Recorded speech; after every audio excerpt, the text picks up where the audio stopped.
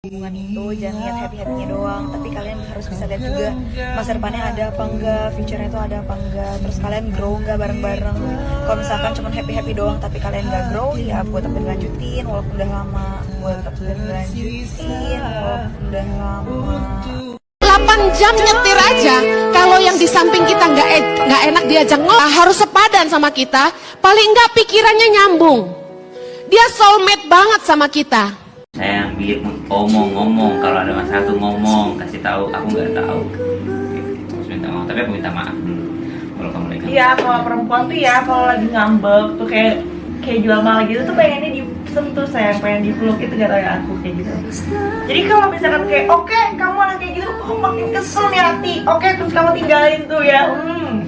Makin kesel, makin ngambek, bukannya kayak Dibujuk, dibujuk. Nah gitu. Posesif nggak apa-apa, aku suka diposesifin, tapi asal jangan keterlaluan. Maksudnya ya posesif ya wajar lah, kan sayang. Tapi posesifnya sampai mana dulu? Kalau posesifnya sampai nggak boleh main sama gue, itu nggak wajar. Denger ya, bentak-bentak, sampai nggak boleh main sama gue, lambat karir, dan yang terpenting harus direstuin sama ibu aku. Gimana sih kalau nangis? Kalau kita tuh harus berdiri sendiri, sedangkan orang-orang nggak ada yang mau ngerti gitu kan. Kayak kita harus berusaha memahami orang-orang.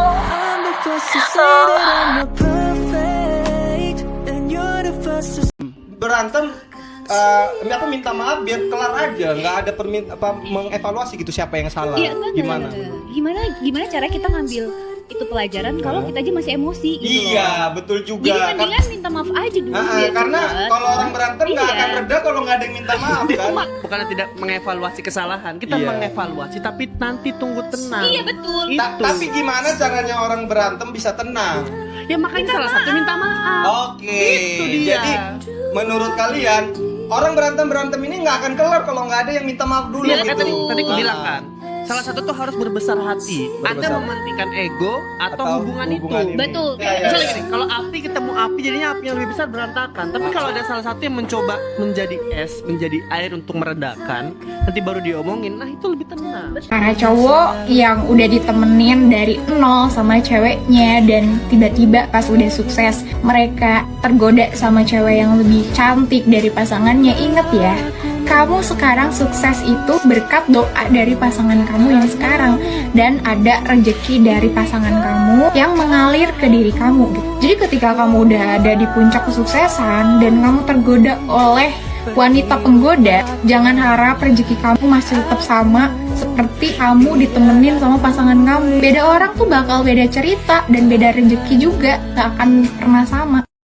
Kalau misalnya serius, aku tuh setiap pacaran ya serius, kayak maksudnya visioner, maksudnya kayak ngeliatnya ke depan, kayak merencanakan ke depan. Tapi kan kalau misalnya yang namanya jodoh dan takdir kan emang kan yang ngatur kan yang di atas. Jadi ya udah, yang penting kan berusaha buat jadi yang terbaik dan maksudnya berusaha buat ke arah sana. Tapi nanti kalau misalnya emang endingnya jalannya nggak ke arah sana ya udah.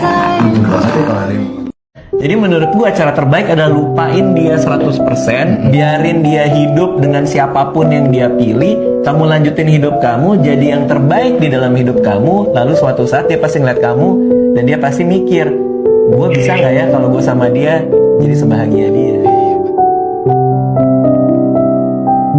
Selama nyokap lo masih hidup, gue percaya bahwa rezeki lo gak akan habis. Karena di dalam Islam tuh lo butuh sesuatu, lo minta sama nyokap lo gitu. Karena kalau doa orang suci manapun itu kalah sama 10 jarinya bos kalau dia udah ngangkat ke atas. Jadi lo kalau misalkan bro doain gue atau enggak lo ke tempat apa ke pesugihan atau apa gitu bos ini udah tapi lo, ketika tapi kalau nyokap lo udah kayak begitu kalah bos.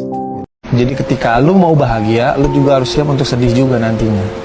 Jadi kayak lu pacaran, lu bucin, lu cinta banget sama ini orang. Seharusnya lu tahu, ketika lu mencintai seseorang, lu harus siap untuk kecewa.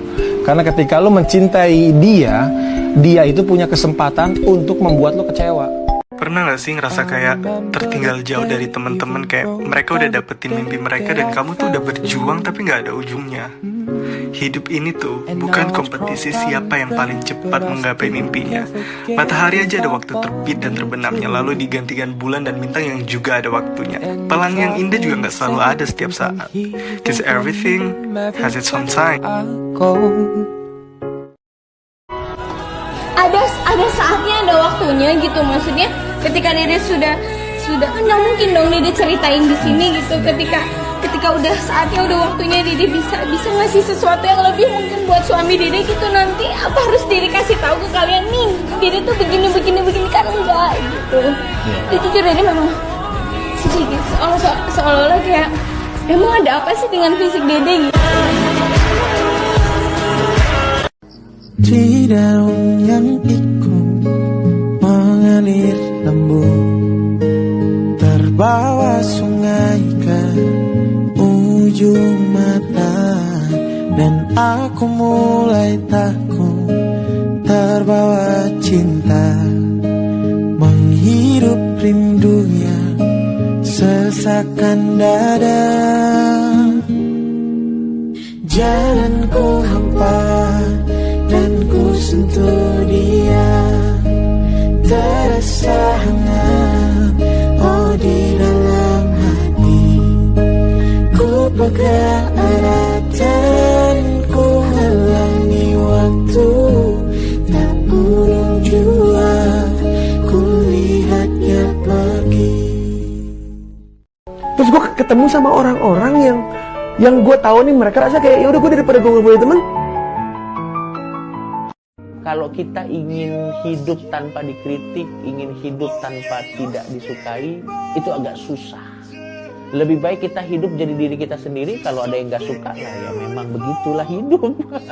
Gak mungkin kita menyenangkan semua orang.